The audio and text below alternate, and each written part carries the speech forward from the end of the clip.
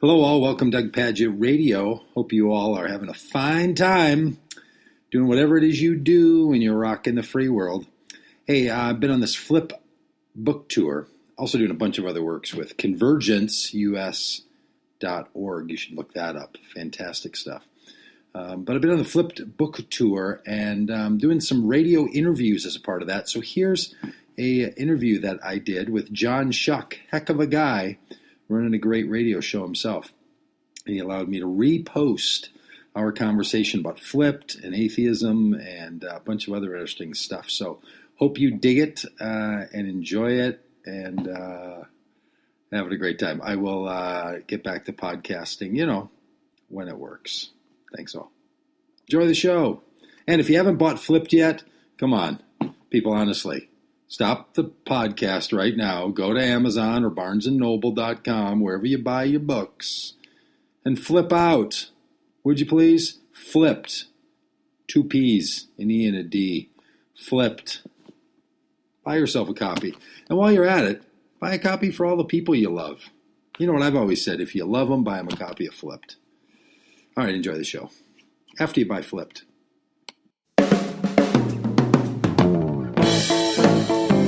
From Portland, Oregon, this is Religion for Life. Religion, social justice, and public life from a progressive point of view. ReligionForLife.com. Hi, I'm John Shuck. Today I speak with Doug Padgett, pastor of Solomon's Porch in Minneapolis, author of Flipped, the provocative truth that changes everything we know about God. He's with me via Skype from Minneapolis. Welcome, Doug, to Religion for Life. Hi, John. Thank you for having me.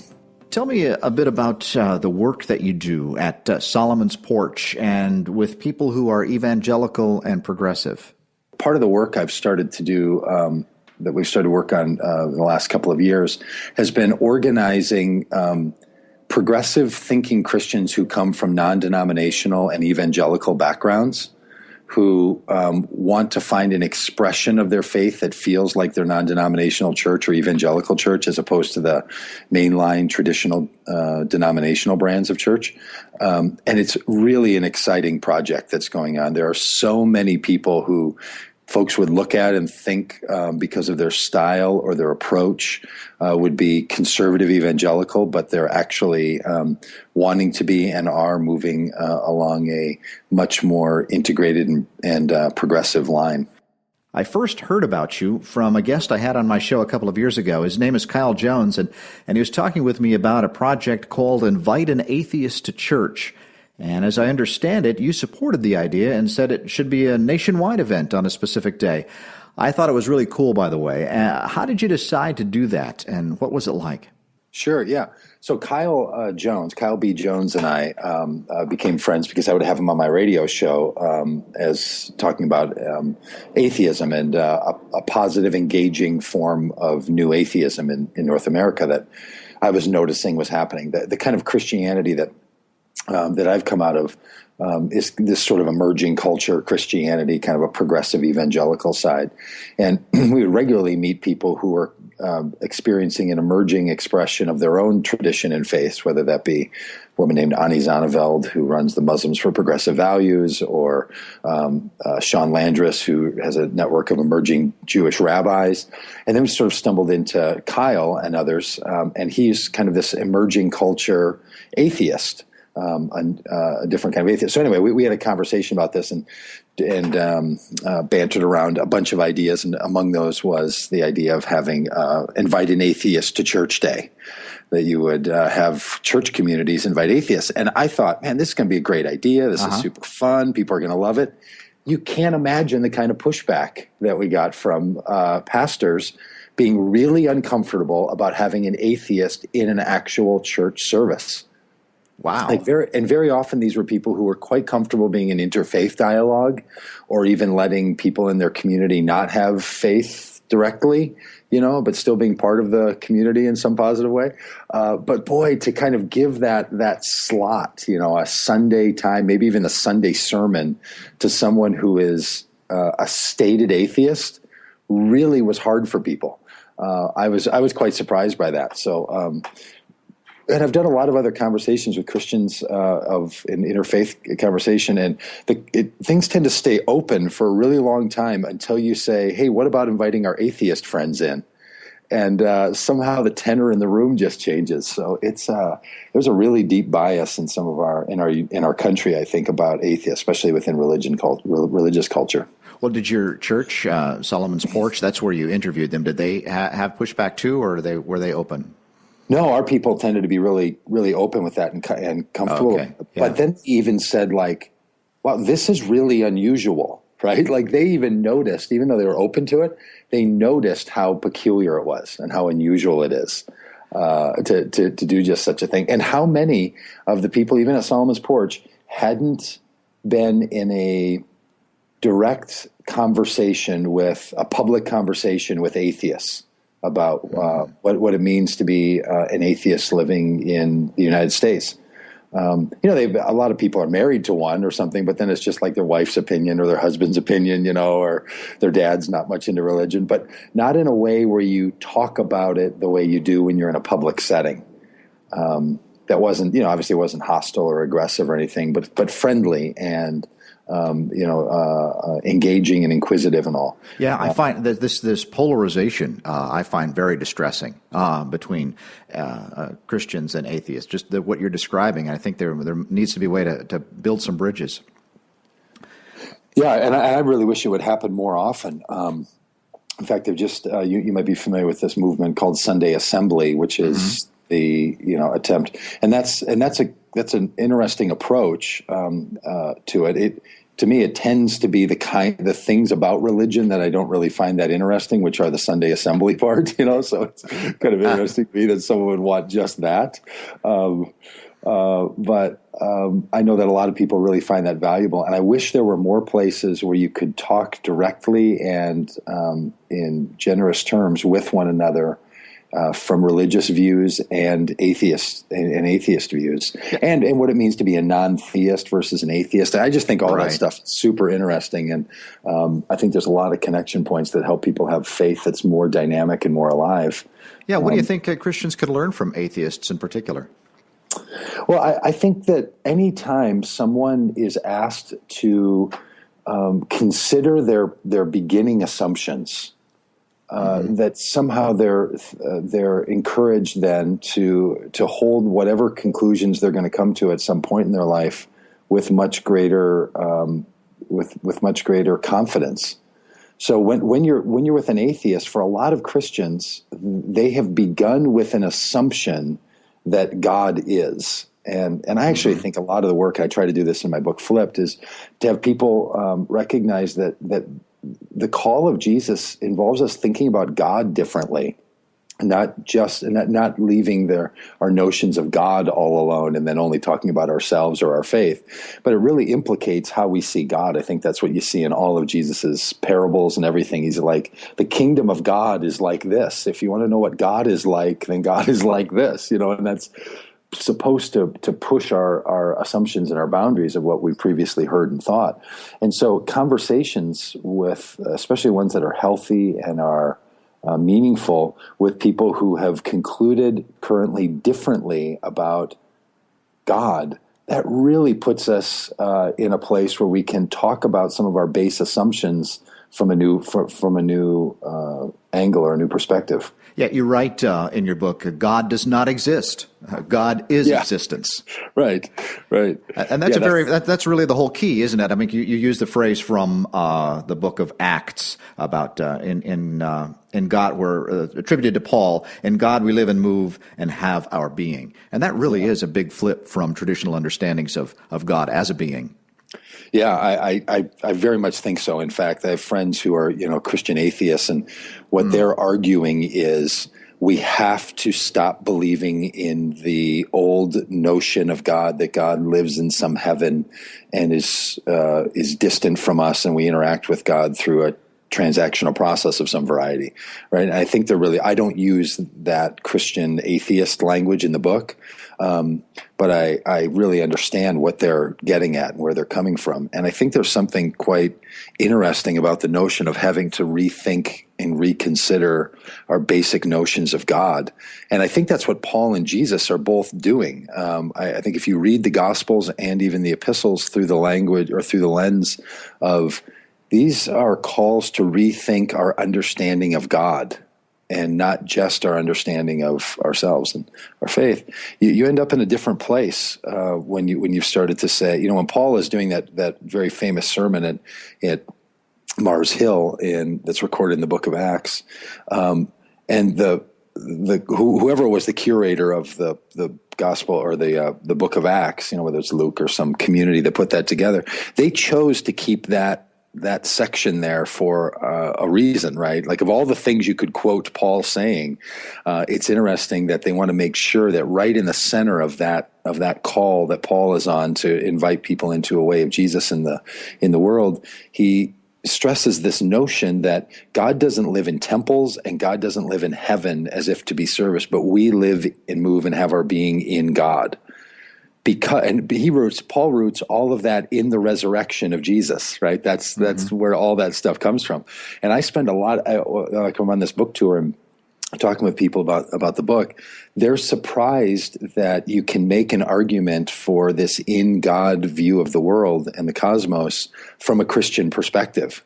And I totally get why they think that's an odd way to arrange or to talk about it, because most Christianity almost demands that you begin with the belief that God is separate from all things. That's the only way it makes sense. And then Jesus becomes that bridge that connects us to God. And here we go. Now you're into Christianity. But I think as it turns out, that's not what the earliest Christians thought. And that's not even what Jesus was conveying, that there was something else going on there. If you're just joining us on Religion for Life, my guest is Doug Padgett. He's the author of Flipped, the provocative truth that changes everything we know about God. And the idea of God as a being, a supernatural being, means you have to, as you mentioned, you've got to be connected to. You've got to have these bridges. You have to have these adapters, as you suggested. It's like you have to make these deals with this being, a transaction. You talk about transactional religion. You need to talk more about that? Sure, yeah. Transactional religion has been the basis for all kinds of religion, not just Christianity. This idea that a human being in a particular space and place and time has to have some kind of an upgrade, some kind of an addition, some kind of a connection point to the divine. And whatever it is that allows a person to move from a place of being disconnected to the divine to being connected to the divine, I refer to that as that there's a transaction going on. So I use a couple of metaphors for that. One of those is like a cord that connects your computer from the electricity conduits in the wall to the battery in your computer with this power cord and this adapter. And there's a lot of people who feel like that's their experience with God, that their religion or Jesus or some happening is what's necessary to make that computer connect with the power source. But ultimately what we realize then is that the adapter is the most powerful part of that whole process, right? Yeah, you just have your computer. Yeah. So that's part of the reason why our institutions have become so important to people, because they are, as a Catholic church down the street from where I'm sitting right now has above its doorway, this is the gateway to heaven. So once you see the world through the lens of, look, there's a gateway to heaven that I get to, and for some people that's belief. They have to organize their thoughts in a particular way and believe certain things, or that it's a action that the church does, and it could be called a sacrament or something else, or that it's some kind of a change in your habit or behavior to prepare yourself to be truly connected with God.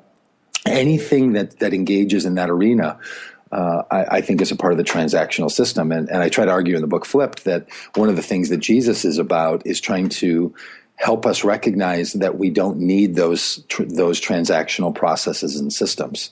The temple was a significant one in first century Judaism, and other processes for Paul when he meets the people connecting to God through idols. And they both want to set aside the temple. They want to set aside the idols. They want to set aside these particular ordinances and practices. and to rather say you live in God. That is the provocative message, it seems to me, that you find in the Gospels, is that there, and different traditions have tried to tap into this. Martin Luther's approach to saying this was that it was grace through faith. That you're saved, and what a lot of people find value in that, but a lot of other people are like, it's that little through line right there that that kind of makes things difficult. So I'm not suggesting that every human being is God. In fact, that's one of the clarifying points I try to make in the book. That rather than thinking that we are God, to understand ourselves as living, moving, having our being in God. So it's not really, some sort of animistic faith where you just think that the tree and that my body and your body are all gods, but rather we're all existing in God, and that our connection to God is not really about there being some distance or some falling out or some separation, but rather we live estranged with God. We live in cross purposes at times with God. We live sometimes in frustration with God and with one another, as opposed to being disconnected. And most of us know what that's like, because even though we all live in our own bodies, we also know how easy it is to live at odds with our own bodies. Mm-hmm. We can live at frustration with ourselves. We can sort of ignore parts of our own bodies. We can ignore parts of our own story that we've made. Like we understand what it means to live in ourselves, but also to live incongruently with ourselves. And so what you're looking for in spirituality, it seems to me, what all people want is to find that holism and that integration of one with the other. So it's a bit of a different metaphor of how one lives right and good and well with yourself, with your neighbor, with the planet, and with God, than that somehow some of us are connected to God, some of us aren't, and we need to make these connections possible. And I have a little more God than I used to have, and you have a little more than I do. And there's these places where there's portals to be able to be more connected to God, and this place has a closed off avenue. Like, that's just a whole cosmology that I think makes religion super important to people. Right? If your religion can give you the practice or the place or the people who are more connected to God, that's an awfully attractive thing. But those transactional religious systems, they extract a cost. Yeah, they do some damage. They do it. Yeah, they extract a cost. For example, my favorite line in your book is, "You've never heard a preacher say, 'With all that God has done for you, the least you can do is stay up late and enjoy some pizza and beer.'" I love, you said you never heard a preacher say that, but now I can say, yes, I have. You said it. But of course, you're flipping that idea that God is always really just ticked off at us. Yes, and always just expects a little more. That somehow you could dig a little deeper. I think that comes out of the chapter where it starts with this song lyric that I heard in my early days in Christianity from a singer named Keith Green that said, "Jesus rose from the dead, and you can't even get out of your bed." This kind of thing, right? Like, and that's really, I get that kind of the motivation that's behind that. But boy, when you hear Jesus walking about outside the temple, in the fields, out in Galilee, and saying to people, "The kingdom of God is among you," and saying to people, "You are the light of the world." Mm-hmm. To a Jew of the first century, they would have heard that Torah was the light of the world. And it was already scandalous enough that Jesus would claim himself to be the light of the world. The word Torah means light. So that the Torah was the light that shines on my path and makes my way in the darkness. And then Jesus is like, "I'm the light of the world," and then says, "And you are the light of the world." It's like some Oprah Winfrey episode. You're the light of the world, and you're the light of the world. But that idea was so scandalous, so stay up. God has done everything. There's nothing more you have to do. Stay up, enjoy some pizza. Celebrate with your friends. That seems so unusual, but Jesus' first miracle was, as recorded in the book of John, was turning water into wine at a wedding so that people could celebrate all the more. And the reason his disciples are confronted with them not following all the Sabbath laws of the day, Jesus says, "Why would you be living like you're in mourning when this is a time to celebrate?" Like there's a flipping that Jesus wants to do to the entire imagination about who possesses God, who owns God, who controls God. And boy, there's hardly a religion, and I don't mean to be hard on religion. I mean, it helps people organize to live well in the world. There's no doubt about it. But boy, there's a shadowy side to all of that can really be difficult for people to see their own life as meaningful and as beneficial without requiring some upgrade, some change that's dictated by someone else's standards. Well, the flipping that Jesus did regarding to the Sabbath, regarding to the temple, regarding to all the laws, got him in big trouble. It got him crucified. I mean, you do that kind of stuff, you're messing with the brokerage system. That's right. And so the brokerage system has a lot of interests. So the idea of the prophet, the one who flips things, who gets people connected again, really is a threat to the powers that be. Boy, that's a good point. Yeah, I mean, there's no one in any religion who's tried to do that kind of thing, to say it's more open, it's more beautiful, it's more generous than we're currently doing it, that doesn't feel the pressure of the system saying you're really undercutting the entire purpose of this. I remember going through this experience when I was early in my Christianity, and I was talking with people for whom their structure of Christianity was based around people going to heaven rather than going to hell after death. Mm-hmm. And when some of us would suggest that Jesus's agenda for people was broader than that and different than that, they would say, and with all the passion that that they had in them, they would say, if there is no hell, then what would motivate me to be Christian? I understand that when people have said yes to a particular worldview and a particular understanding, that if that promise is, or that requirement is no longer needed, then they don't know why there's a promise in that faith any longer. And it's really hard for people. And if you've known people who've had to go through a transition in their religion from some kind of a threat promise outcome to living in a more integrated way, they've had a hard time figuring out how it makes any sense anymore.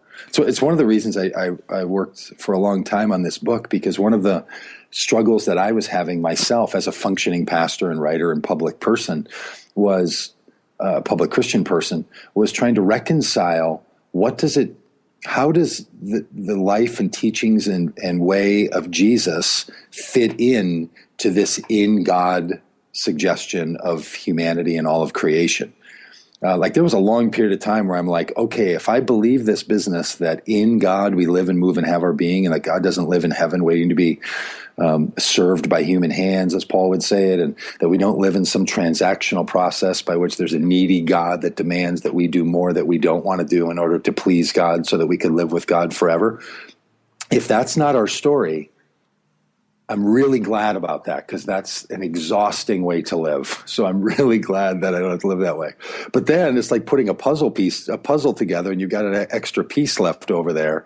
And for me, that extra piece was Jesus. And I was like, what do you do here? Because my understanding of Jesus had been as that primary connection point. And so what I've tried to suggest in the book is my own process and that which I've learned from others about how Jesus not only makes sense in the in God imagination, but is really the heartbeat of it, and that the in God world makes a whole lot more sense in Jesus's way, and Jesus makes a whole lot more sense understanding ourselves living in God than any other way. Well, you talk about, I resonated a great deal with this book, especially near the end where you talk about freedom.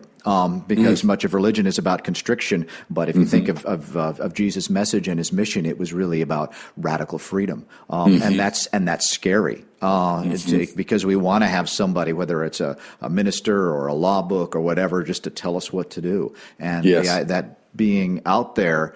Wow, I am able to have this freedom to make these decisions to live my life in a beautiful way is scary. It is, and for a lot of us, freedom can feel like the difference between living in a constricted environment of religious instruction, moving into a world of freedom. For a lot of people, feels like I'm going to go from being a part of an us to being all alone. Mm-hmm. They feel like freedom means that you're by yourself, and that's one of the difficulties that a lot of us have is, what does it mean to live in personal freedom and inside of a healthy, healing community. And that's a real struggle for us as human beings, to live free to ourselves and also as a gift and as a servant to one another. Those trade-offs don't. They're not always clear and automatic. Doug Padgett is my guest. He's the author of Flipped, The Provocative Truth That Changes Everything We Know About God. I just have a couple of minutes left with you, Doug, but I wanted to talk about a line that you put in there very modestly. It says, "I have rather reluctantly become committed to nonviolence." Now, that is very modestly put, but that is a big flip for a violent age in which we live. Can you talk just a little bit about that journey? Yeah, I'll tell you, it has been, for me, the greatest impact of seeing humanity and all creation living in God is that you don't get to have good guys and bad guys anymore. I mean, I should have gotten that from Jesus, saying things like, live in the same love that God has for the world and stop making categories of good guys and bad guys, or the way Jesus puts it, the rain falls on the just and the unjust alike, and that God doesn't keep count of those things. So you shouldn't either. So love your enemies and bless those who persecute you, right? But I'd missed a lot of that. And somehow thought that, well, you know what, we just live in a world where it's required that there's some kind of just violence or some kind of necessary violence that has to be brought to the world in order to make all this work, and that later, some other time, we'll live in an age or a time or a heaven where that's not necessary. And that just became unreconcilable for me any longer in thinking about Jesus and the Jesus call. So this living in God caused me to say, okay, what does it mean for me to live in a nonviolent way? And that doesn't fit well with my temperament, and it doesn't fit well with my past assumptions about what allows things to be accomplished in the world. There's still an awful lot of short-term beneficial outcome that people see from using violence, and whether that's physical violence, war violence, interpersonal violence, bullying people, pushing one idea over the top of the other, all of those are forms of violence. All of those kind of break people down so that they can be used in some other purpose. And that violent act is super hard. And so that's not only implicated how I think about our country in war and how I think about my own food choices, which is really hard for me, and how I think about how we should organize our religious communities.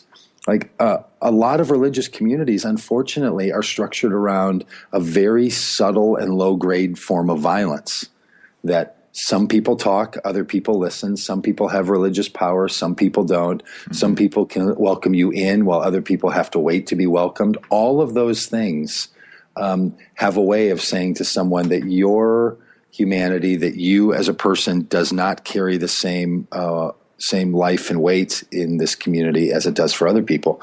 And we have an awful lot of things to look at with that. So I've sort of reluctantly found myself in that world. And I, as I say in the book, I still do eat meat, and I'm seemingly willing to let other people do my dirty work for me.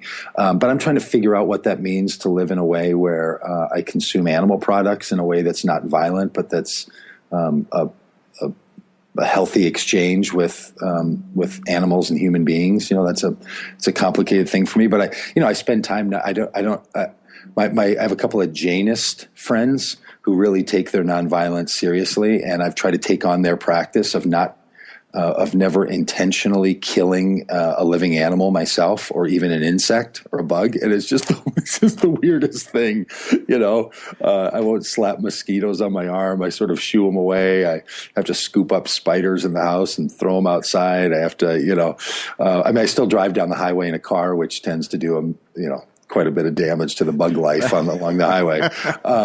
But if I could, I would do it some other way. And I'll tell you that those little practices of starting to notice how easy it could be to just swat and kill, or just dismiss and move on, and to have to take that seriously is really powerful. Doug Padgett, my guest, the author of Flipped, The Provocative Truth That Changes Everything We Know About God. Find out where he's going on his website, dougpadgett.com. Doug, thank you for this powerful book. Everyone should pick it up, and for your work, and for being with me today. John, thank you. Thanks for your great radio show. You've been listening to Religion for Life. For links to podcasts, go to religionforlife.com. Find Religion for Life on Facebook, Twitter, and iTunes. Religion for Life is produced with assistance from KBOO, Portland, Oregon, and WETS, Johnson City, Tennessee. Religion for Life is also heard on WEHC, Emory, Virginia, and KZUM, Lincoln, Nebraska. Be well.